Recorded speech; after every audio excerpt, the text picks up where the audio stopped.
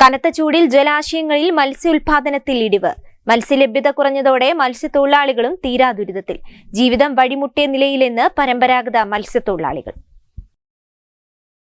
കനത്ത ചൂടിൽ മത്സ്യങ്ങളൊന്നാകെ ആഴക്കടലിലേക്ക് നീങ്ങിയതാണ് മത്സ്യലഭ്യത തീരെ കുറയാൻ കാരണമെന്ന് മത്സ്യത്തൊഴിലാളികൾ പറയുന്നു. 50 നോട്ടിക്കൽ മൈൽ അകലേക്ക് മത്സ്യങ്ങൾ കൂട്ടത്തോടെ നീങ്ങിയിട്ടുണ്ടെന്ന് മത്സ്യത്തൊഴിലാളികൾ വ്യക്തമാക്കി. 12 നോട്ടിക്കൽ മൈൽ അകലെ വരെ മാത്രമേ പരമ്പരാഗതമായി ചെറുവള്ളങ്ങളിൽ മത്സ്യബന്ധനത്തിൽ ഏർപ്പെടുന്നവർക്ക് പോകാനാകൂ. ജീവിത പ്രാരാബ്ധങ്ങൾക്കിടയിൽ വള്ളവും വലയും മറ്റും ലോണെടുത്തും കടം വാങ്ങിയും കടലിൽ പോകുന്ന മത്സ്യത്തൊഴിലാളികൾ ഇന്ധന ചിലവ് പോലും ലഭിക്കാതെയാണ് കടലിൽ നിന്നും തിരിച്ചു പോരുന്നത്. കൊടും ചൂടിൽ മത്സ്യലഭ്യത തീരെ കുറഞ്ഞതോടെ ജീവിതം വഴിമുട്ടിയ നിലയിലാണെന്നും പരമ്പരാഗത മത്സ്യത്തൊഴിലാളികൾ പറഞ്ഞു. 4 മാസത്തോളമായി ഇവിടെ മീൻ തീരെ ഇല്ലാതായി. കുറഞ്ഞ മീനാണ് ഇപ്പോൾ ഉണ്ടായത്. കടലിൽ വെള്ളം ചൂടായതുകൊണ്ട് മീൻ തീരെ ഇല്ലാതായി. അത് മാത്രമല്ല, ഈ വലിയ ബോട്ട് ബേപ്പൂരിൽ നിന്ന് പോയി 4 മാറിലൊക്കെ ഉള്ള ഈ പൊടി ബോട്ടൊക്കെ വലിച്ചു വിട്ടാണ് ഫിഷറീസും അങ്ങനെയുള്ള ആളിലൊക്കെ ഒത്താസ് ചെയ്തിട്ടാണ് അത് വലിച്ച് നശിപ്പിക്കുന്നത്. അതൊരു വലിയൊരു കാരണമാണ്. ഒരു 5-6 ബോട്ടുണ്ട് ഇവിടെ അങ്ങനത്തെ മീൻ വലിക്കണ ബോട്ട്. എണ്ണൻ്റെ വിലക്കയറ്റം, ചൂട് എല്ലാം വളരെ പ്രയാസത്തിലാണ് നാട് പോയത്. ഈ മഴ പെയ്താലല്ലാതെ ഒരു രക്ഷ കിട്ടുന്ന ഒരു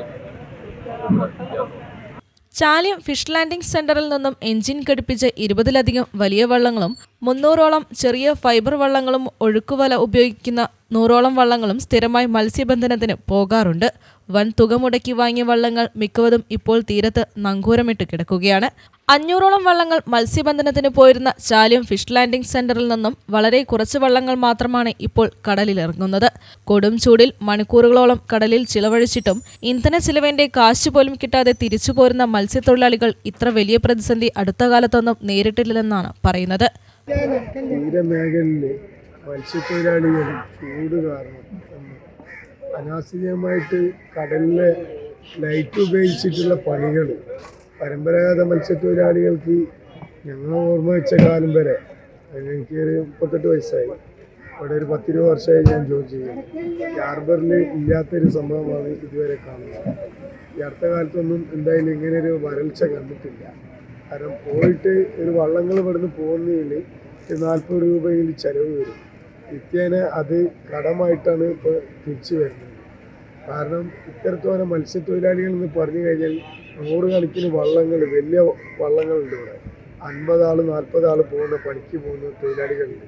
ഈ വള്ളങ്ങളൊക്കെ ഒരു പോക്കിന് 40,000 രൂപ 50,000 രൂപ ചിലവ് വരുന്നുണ്ട്. ഡെയിലി കടം വലിച്ചിട്ടാണ് വരുന്നത്. സർക്കാരിൻ്റെ ഭാഗത്തുനിന്നായിട്ടുള്ളൊരു കാരണം അതുമില്ല. അനാവശ്യമായിട്ട് പുറംകടലിൽ കൊണ്ടുപോയിട്ട് മണ്ണ് മറ്റേ കൊതിച്ചിൽ കല്ലുകൾ ഉപയോഗിച്ചിട്ട് മുട്ടയിടുന്ന സംഭവം ഇട്ടിട്ട് ലൈറ്റ് ഉപയോഗിച്ചിട്ട് മീനെ പിടിക്കുന്ന സംഭവമുണ്ട്. മത്സ്യലഭ്യത കുറഞ്ഞതോടെ അനുബന്ധ കച്ചവടങ്ങളും കുറഞ്ഞു. ഐസ് ഉൽപാദനവും ഗണ്യമായി കുറഞ്ഞു. ഫിഷ് ലാൻഡിംഗ് സെന്ററിലെ ചായക്കടയിൽ പോലും കച്ചവടം തീരെ കുറഞ്ഞെന്നാണ് ഉടമസ്ഥർ പറയുന്നത്. ഈയിടെ ചാലിയം ഫിഷ് ലാൻഡിംഗ് സെന്ററിലുണ്ടായ വൻ തീപിടുത്തം കാരണം മത്സ്യത്തൊഴിലാളികൾക്ക് വൻ നാശനഷ്ടം സംഭവിച്ചിരുന്നു. മത്സ്യമേഖലയ്ക്കായി വരൾച്ച ദുരിതാശ്വാസ പാക്കേജ് അനുവദിക്കാൻ കേന്ദ്ര സംസ്ഥാന സർക്കാരുകൾ തയ്യാറാകണമെന്നാണ് മത്സ്യത്തൊഴിലാളി സംഘടനകൾ ആവശ്യപ്പെടുന്നത്. കൂടാതെ മത്സ്യമേഖല വറുതിയിലാണ്.